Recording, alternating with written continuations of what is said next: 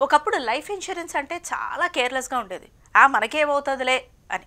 కానీ ఇప్పుడు unforeseen సర్కమ్‌స్టాన్సెస్‌లో life insurance చేసుకునే వారి సంఖ్య గణనీయంగా పెరిగింది అనే చెప్పొచ్చు. అలాగే ఇదే మెథడ్ గోల్డ్ ఇన్సూరెన్స్‌కి కూడా అప్లికబుల్ అవుతుంది. ఒకప్పుడు గోల్డ్ కొనేసుకోవడం, ఎక్కువ శాతం క్యాష్ ఇచ్చి ఇంట్లో పెట్టేసుకోవడం, బ్యాంకుల్లో దాచేసుకోవడం, లేదా చిన్న పెట్టెల్లో అలా భద్రపరచడం. కానీ ఇప్పుడు సినారియో మారింది. నానాటికి బంగారం ధర విపరీతంగా పెరిగిపోతోంది. ఇట్లాంటి టైంలో గోల్డ్ని ఇన్ష్యూర్ చేయాల్సిన పరిస్థితి కూడా వచ్చింది. వేసుకోక మానలేం. For us gold is an emotion. పెళ్ళైన ప్రతి స్త్రీకి మంగళసూత్రం తాడు ఎంత ముఖ్యమో అందరికీ తెలిసిందే. అండ్ నగలు అవి వేసుకొని ఫంక్షన్స్కి కూడా ఒక ప్లేస్ నుంచి ఇంకో ప్లేస్కి వెళ్తూ ఉంటాం, లేదా బ్యాగ్లో పెట్టుకొని వెళ్తూ ఉంటాం.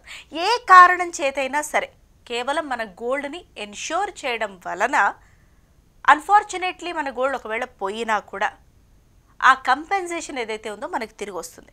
ఎలా అని అంటారా? అన్ఫార్చునేట్లీ ఒకవేళ మన దగ్గర ఉన్న గోల్డ్ పోయింది అని అనుకుందాం. ఇన్ష్యూర్ చేసి ఉంటాం కాబట్టి ఫస్ట్ ఇమీడియట్గా మనం చేయాల్సింది పోలీస్ స్టేషన్కి వెళ్ళి ఎఫ్ఐఆర్ కాపీ ఫైల్ చేయటం. ఇది బేసిక్ ఎవిడెన్స్. ఆ తర్వాత మనం ఏ ఇన్సూరెన్స్ కంపెనీతో అయితే టైఅప్ అయి ఉన్నాం వాళ్ళకి ఈ సినారియో అంతా ఎక్స్ప్లెయిన్ చేయడం, ఇన్ఫార్మ్ చేయడం.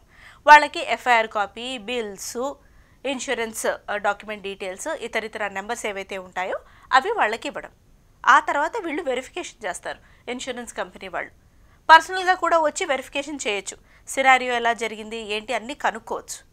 ఆ తర్వాత వెరిఫికేషన్తో అన్నీ మ్యాచ్ అయిన తర్వాత ఈ వెరిఫికేషన్ టైంలో మనం సంబంధిత డాక్యుమెంట్స్ ఇచ్చిన తర్వాత including our address proof, ID proof, FIR copy, photo copy అదొకటి, అండ్ మన గోల్డ్ ఇన్సూరెన్స్ బిల్ డీటెయిల్స్ ఏవైతే ఉన్నాయో అవి, and gold details, weight, price, ఇవన్నీ.